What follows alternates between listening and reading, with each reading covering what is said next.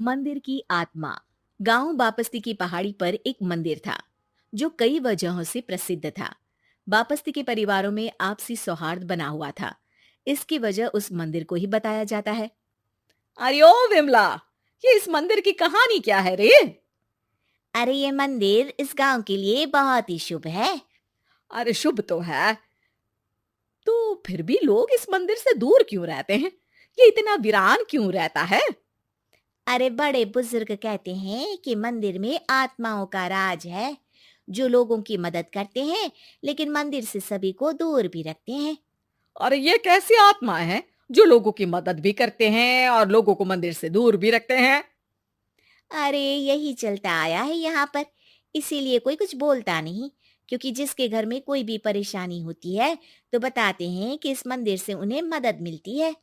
अरे वाह, ये तो अच्छी बात है। तभी इस गांव में इतनी खुशहाली दिखती है। तभी बाहर किसी की चीखने चिल्लाने की आवाज आती है। दोनों बाहर निकलती हैं तो देखती हैं कि गांव के एक बुजुर्ग रो रहे हैं क्योंकि शहर से उन्हें कोई बुरी खबर मिली है। अरे क्या हुआ चच्चा, रो क्यों रहे हो आप? हाँ चाचा, बताओ ना, हुआ क्या? और क्या बताऊं बेटे, मेरा बेटा शहर गया हुआ था कमाने, लेकिन आज खबर मिली है कि उसका एक्सीडेंट हो गया। वो अस्पताल में भर्ती है। अरे तो इसमें परेशान होने की क्या बात है चाचा, जाओ शहर और बेटे का इलाज करवाओ। हाँ चाचा, विमला सही कह रही है। आप शहर जाओ और इलाज करवाओ। और कैसे इलाज करवाऊं? अभी पैसे नहीं है और शहर के अस्पतालों में इलाज का खर्चा लाखों में आता है। अरे चाचा, भगवान पर भरोसा रखो, कहीं ना कहीं से मदद जरूर मिल जाएगी। बस आज का दिन कैसे भी काट लो। अरे अब तो बेटा थोड़ा समय काटना भी मुश्किल होता जा रहा है। देख कमला, तू ही समझा चाचा को। अरे पैसों का कहीं ना कहीं से इंतजाम तो जरूर हो जाएगा। अरे चच्चा, जब विमला कह रही है तो थोड़ा उस पर भी भरोसा रखो। चलो आपको घर छोड़कर आ जाती हूँ। उसके बाद कमला उन बुजुर्ग को लेकर चली जाती है और विमला मंदिर की ओर चली जाती है। विमला मंदिर की सीढ़ियों पर चढ़ते हुए दूर से नजर आती है। उसके बाद वो आंखों से ओझल हो जाती है। उसी रात उस बुजुर्ग के घर के बाहर एक थैला रखा हुआ मिला। बुजुर्ग उस थैले को देखते ही चौंक पड़ा क्योंकि उसमें 5 लाख रुपए रखे हुए थे। वो बुजुर्ग सुबह दौड़ा दौड़ा गांव के दूसरे बुजुर्गों के पास गया। और मंगल भाई सुनो, मेरे घर के बाहर ये पैसों से भरा बैग रखा हुआ मिला है। अरे किसका है ये भाई? अरे भैया, मुझे क्या पता। तभी उधर से कमला और विमला निकलती हैं।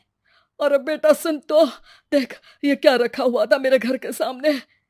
कमला और विमला हैरानी से देखती हैं। अरे वाह, देख विमला, तूने कहा था ना कि कोई ना कोई मदद जरूर करेगा। अरे भगवान सबकी मदद करते हैं, ये पैसों की मदद भी भगवान ने ही भेजी है। और क्या। अब चच्चा सोच क्या रहे हो, शहर जाओ और बेटे का इलाज करवाओ। ठीक है बेटियों, जो तुम कहो।